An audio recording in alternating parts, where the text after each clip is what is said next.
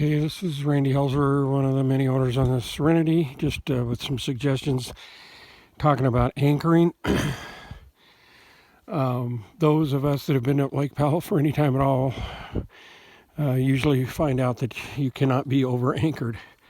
This is a little extreme, but to be honest with you, we've had thunderstorms, no rain, but a lot of wind that have come through the last 2 nights and really buffeted the houseboat quite a bit. So we ended up being in a spot. We kind of picked this spot for one of the reasons we picked this spot is because of all of these huge rocks. To me, these are fail-safe anchor points, these size rocks.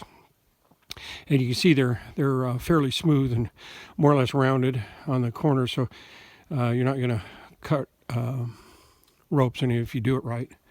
And then this one even had a little bonus deal of this rock out here where I can almost go at a right angle, and that's where a lot of the wind has come this time, although you can't always depend on wind direction to be consistent here.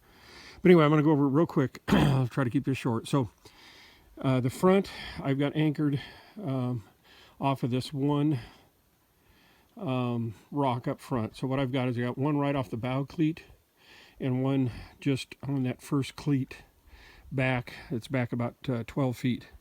Now, normally it's not a good idea to wrap around the rock and come back to the boat with the same rope, because if you don't do it right, you'll chafe the rope, because as the boat moves, the rope will work its way back and forth in a rope. But if you go back to the same point with that rope, like you see I've done here, then you shouldn't have a problem then. The rope's not moving on the rock. And that's what you have to be careful of. But like if I would have tied to that front point and then come back to this next one back, as the boat slightly moves back and forth, left and right, or port and starboard, that rope would be moving on that rock, and that's going to chafe the rope and probably break it or deteriorate it. So that's the front. I've got another one wrapped around this huge, luckily with all the ropes we have, I've got another one that's wrapped around this huge rock here that goes back all the way to the back of the boat. Now it'd be nice to go out a little farther with that rope, but that at least gives us some support from the side, and it also keeps the boat into the shore.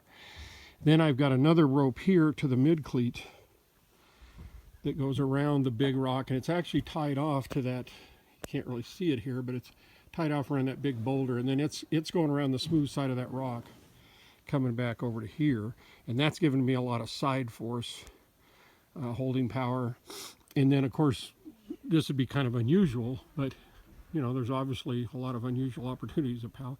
I've actually went around that rock. Now what I did is, I don't know if you can see it, but on the very end of the rock I used one of the toe straps that we have in here and went around the edge, because that one you can see is not a smoother rock.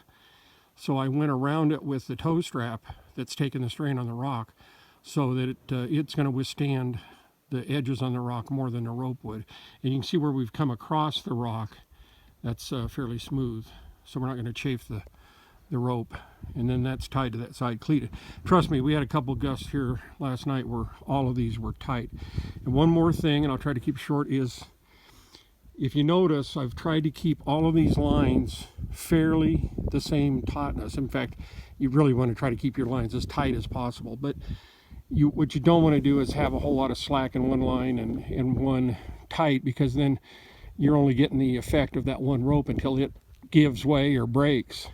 But if you keep them all taut, then you're getting all of the load is distributed across all the ropes, and it's going to be a lot stronger, and it's better on the rope and the cleats and everything else. All right, I'll show you the other side in a second.